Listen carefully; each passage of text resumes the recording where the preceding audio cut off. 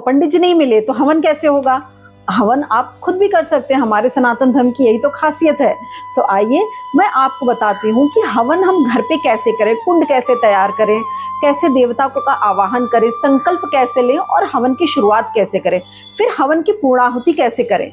तो आज के वीडियो में मैं आपको संपूर्ण जानकारी दूंगी। जय माता दी मित्रों, मैं हूं अंबिका दुबे और आप देख रहे हैं नमो नमः। जैसे कि मैंने आपको पिछले वीडियो में वादा किया था कि इस वीडियो में मैं आपको बताऊंगी कि संपूर्ण हवन विधि, कि हवन कुंड कैसे तैयार करते हैं, हवन कैसे करते हैं, हवन का संकल्प कैसे लेते हैं, पूर्णाहुति कैसे करते हैं। तो आज के इस वीडियो में हम पूरा विस्तार से जानेंगे। तो आइए देखते हैं। सबसे पहले देखते हैं कि हवन कुंड को कैसे तैयार करें। तो आइए सबसे पहले देख लेते हैं कि हवन की तैयारी के लिए हमें क्या क्या चाहिए। सबसे पहले हवन कुंड ले लेंगे। मैंने छोटा सा हवन कुंड लिया है, आप बड़ा हवन कुंड ले सकते हैं जैसी जरूरत है, जैसे जितने लोग हवन करने वाले हैं। तो हवन कुंड ले लेंगे साफ सुथरा करके। फिर कुछ आम की लकड़ियां ले लेंगे, 9 ग्रह समिधा लेंगे, 9 ग्रह लकड़ियां। फिर हवन सामग्री हमने तैयार पहले ही कर ली। हवन सामग्री लेंगे, हम कपूर लेंगे, चावल लेंगे, घी लेंगे हवन करने के लिए, कुछ फूल लेंगे, मौली लेंगे, एक कलश का जल भर के रखेंगे और हल्दी कुमकुम लेंगे। ये हमारा कंप्लीट हवन का सामान तैयार हो गया। अब हम आते हैं कि हवन कुंड को कैसे तैयार करें। तो सबसे पहले हवन कुंड को हमने ले लिया। हवन कुंड पे हम सबसे पहले नीचे आटा का थोड़ा सा आटा ऐसे डालेंगे, क्योंकि हमें एक बेस बनाना होता है। यहाँ पर हम अग्निदेव जी का आवाहन कर रहे हैं, तो सबसे पहले हमने आटे का बेस तैयार कर लिया। अब उसके ऊपर हम रोली से स्वास्तिक बनाएंगे। तो इस तरीके से हमने स्वास्तिक बना लिया। स्वास्तिक बनाने के बाद उस पे हम आम की लकड़ियां लगाएंगे। जब लकड़ियां ज्यादा होती हैं, हवन कुंड बड़ा होता है, तो हम ये ध्यान रखते हैं कि लकड़ियां ऐसे लगी हो कि एयर पास हो, हवा पास हो, जिससे कि हमारी अग्नि अच्छे से प्रज्वलित हो, हवन अच्छे से जल सके। इस तरीके से हमने लकड़ियां लगा ली और इसके बीच में सबसे नीचे हम रखेंगे कपूर।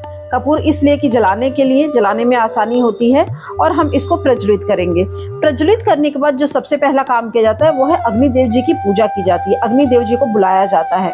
तो अग्निदेव जी को बुलाने के लिए सबसे पहले हम जल लेंगे। जल लेकर हम इस तरीके से अग्नि के कुंड के चारों तरफ जो अग्नि जलती रहेगी, अभी मैंने जलाया नहीं है, आप इसको प्रज्वलित करने के बाद कीजिए। उसके चारों तरफ पानी का जल का सर्कल बनाइए और अग्निदेव जी का आवाहन कीजिए। उसके बाद फिर हल्दी कुमकुम डालिए। ऐसे जलती हुई अग्नि में हल्दी कुमकुम डालिए, क्योंकि जब अग्नि जल रही है तो मतलब अग्निदेव जी प्रसन्न है। इस तरीके से हमने अग्नि प्रज्वलित कर ली। अग्नि को फिर हम जल अग्निदेव जी को हम आवाहन करेंगे। इस तरीके से हम उनको जल अर्पण करेंगे। जल अर्पण करके हम लोग फिर उनको रोली चढ़ाएंगे, अग्नि में रोली डालेंगे और रोली डालने के बाद हम उनको फूल अर्पण करेंगे। लेकिन फूल कुंड के बाहर रखना है, कुंड के अंदर फूल नहीं डालना है, फूल जलना नहीं चाहिए। और फिर हम वस्त्र अर्पित करेंगे। वस्त्र में हम एक मौली लेंगे, मौली का एक छोटा सा भाग तोड़कर हम उनको अर्पण करेंगे मौली। इस तरीके से हमने मौली अर्पण कर दिया। फिर उनको वस्त्र अर्पण करने के बाद हम मीठा भोग अर्पण करेंगे। आपके पास मिठाई है, गुड़ है, बताशे, जैसे मैंने बताशे का भोग लगाया। इस तरीके से करके हम अग्निदेव जी की प्रार्थना करेंगे और उनसे प्रार्थना करके बोलेंगे कि अग्निदेव जी आप प्रसन्न होइए, आइए और हमारी आहुति हमारे आराध्य तक पहुंचाइए। और साथ में हम माता स्वाहा से भी प्रार्थना करेंगे कि आइए और हमारी जितनी भी आहुतियां जो देवताओं के लिए हम समर्पित कर रहे हैं उनको उन तक आप पहुंचाइए। स्वाहा कौन है? सबसे बड़ा ये है कि हम स्वाहा क्यों बोलते हैं हवन करते वक्त। हवन करते वक्त हम स्वाहा इसलिए बोलते हैं कि स्वाहा अग्निदेव जी की पत्नी है और ये उनकी जिम्मेदारी है। भगवान ने उनको काम दिया है कि वो हम जो भी आहुति डालें वो हमारे आराध्य तक पहुंचाएं। इसलिए हम हवन में जब भी आहुति डालते हैं तो हम स्वाहा बोलते हैं। अब हम इसके बाद भगवान गणेश का आवाहन करेंगे और भगवान गणेश के आवाहन से पहले हम संकल्प लेंगे, क्योंकि हम हवन करने जा रहे हैं। तो हवन में हम फूल और थोड़ा सा अक्षत और थोड़ा सा जल ये लेकर संकल्प हम करेंगे। मैंने संकल्प करने की विधि ऑलरेडी आपको वीडियो में पहले बताई हुई है, आपको मेरा वीडियो देख लीजिएगा।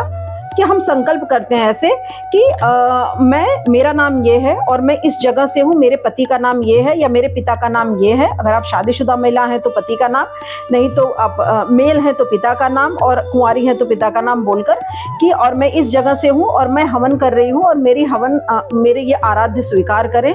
ऐसे कहकर आप इसको अग्नि में नहीं डालेंगे, इसको नीचे रखेंगे।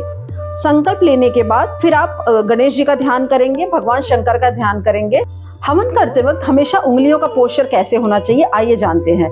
हवन हमेशा करते वक्त ये मुद्रा होनी चाहिए, ये उंगली से टच नहीं होना चाहिए। इतना ध्यान रखें कि ये उंगली कभी भी हवन करते वक्त टच ना हो। ऐसे लीजिए ये इस तरीके से, और ये थंब यहाँ लगाकर ऐसे हवन की आहुति दी जाती है। इस तरीके से, इस तरीके से हाथ को थोड़ा टिल्ट रखिए, टिल्ट रख के ऐसे हवन की आहुति दीजिए और ये उंगली दूर रखिए। ये शास्त्र के हिसाब से ये सही तरीका होता है हवन करने का। सबसे पहले गणेश जी का ध्यान करके उनके नाम की आहुति देंगे, फिर भगवान शंकर का, फिर उसके बाद हमने पूरे नवरात्रि जो भी माला जाप किया, जो मंत्र का जाप किया है, जैसे किसी ने ओम दुम दुर्गाय का जाप किया होगा, किसी ने ओम ऐं ह्रीं क्लीं चामुंडाय विच्चय का जाप किया होगा, तो आपने जिस भी मंत्र से पूरे नवरात्रि में जाप किया है उसी मंत्र से हम 108 बार आहुति देंगे माता रानी के नाम की। तो उनको 108 आहुति देंगे, वही मंत्र जपिएगा। जैसे अगर मैंने ओम ऐं ह्रीं क्लीं चामुंडाय विच्चय किया है तो मैं बोलूंगी ओम ऐं ह्रीं क्लीं चामुंडाय विच्चय नमः स्वाहा। अगर दुम दुर्गाय किया है तो ओम दुम दुर्गाय नमः स्वाहा। तो ऐसे हर उस पे बोलकर स्वाहा बोलते हुए आप हवन की आहुति डालेंगे। तो इस तरीके से जब 108 हो जाए उसके बाद अब जितने भी हमारे आराध्य हमारे देवता हैं, हमारे कुल देवता, हमारे ग्राम देवता और भगवान शंकर, इंद्रदेव, गणेश भगवान, मतलब जितने भी देवता हैं, विष्णु भगवान, माता महालक्ष्मी, तो जितने भी आप देवता जिनकी पूजा करते हैं, जिनको आप जिनके नाम की आहुति भोग देना चाहते हैं, तो उनके सबके नाम की आप आहुतियां डालेंगे। सब आहुति डालने के बाद फिर आता है नवग्रह की, क्योंकि नवग्रह हमारे जीवन में बहुत बड़ा रोल निभाते हैं। क्योंकि जो भी ग्रह खराब होती है हमारी हालत खराब हो जाती है। शनि का चल रहा है तो शनि परेशान करते हैं, राहु परेशान करते हैं, तो उनको भी शांत करना बहुत जरूरी है। इसलिए हम नवग्रह समिधा लेते हैं। नवग्रह की कुछ लकड़ियां होती हैं जो हमें पूजा की दुकान से मिलती हैं, तो उन लकड़ियों का हम उनका एक एक ग्रह का नाम लेकर हम उनके नाम से स्वाहा बोलते हैं। तो वो लकड़ियां मैं आपको दिखाती हूँ क्या क्या है, उनको देखिए डिटेल में। तो इस तरीके से हम ये नवग्रह समिधा लेंगे। नवग्रह की लकड़ियां हैं, ये क्या क्या लकड़ियां और इनसे क्या फायदा होता है मैं वो बताती हूँ। सबसे पहले लेते हैं मंदार। मंदार भगवान सूर्य को रिप्रेजेंट करते हैं, सूर्य ग्रह के ये रिप्रेजेंट, तो इनसे हवन करने से सूर्य भगवान से हमें लाभ मिलता है, जिससे कि हमारे रोग नाश होते हैं और हमारी एनर्जी स्ट्रांग होती है और हमारा बढ़ता है।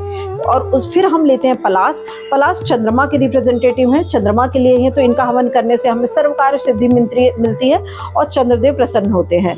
फिर खैर, खैर मंगल ग्रह का रिप्रेजेंट करती है, मंगल ग्रह का प्रतीक है। इनके हवन करने से हमें धन प्राप्ति होती है और हमारी सर्व इच्छा पूरी होती है। फिर अपामार्ग लेते हैं। अपामार्ग प्रेजेंट करते हैं बुध को, ये बुध के रिप्रेजेंटेटिव हैं, जिसको हम चिचड़ी भी बोलते हैं। इससे हमारे इष्ट देव खुश होते हैं। और फिर पीपल लेते हैं। पीपल प्रेजेंट करते हैं भगवान बृहस्पति को, गुरुदेव को, तो गुरु ग्रह इनसे स्ट्रांग होता है और इससे हमें प्रज्ञा लाभ होता है, ज्ञान मिलता है। फिर गूलर लेते हैं। गूलर से हमें लग्जरी मिलती है, स्वर्ग जैसी लाइफ मिलती है। जितने भी हमें धन धान्य सुख सौभाग्य मिलता है वो गूलर शुक्र से मिलता है। तो गूलर को हम गूलर से हवन करके हम शुक्र ग्रह को अपना स्ट्रांग करते हैं। फिर हम लेते हैं शमी। शमी शनि के रिप्रेजेंटेटिव है, इससे हमारे शनि स्ट्रांग होते हैं, तो जो भी शनि दोष है वो खत्म होते हैं और हमारे जो भी पाप है वो नाश होते हैं, ग्रह शांति होती है। इसलिए हम लोग शनि से हवन करते हैं। और फिर लेते हैं हम दूब। दूब मतलब दुर्वा, सूखी दुर्वा है, ये राहु के रिप्रेजेंटेटिव है, इससे हमारा राहु दोष शांत होता है और हमें दीर्घायु की प्राप्ति होती है।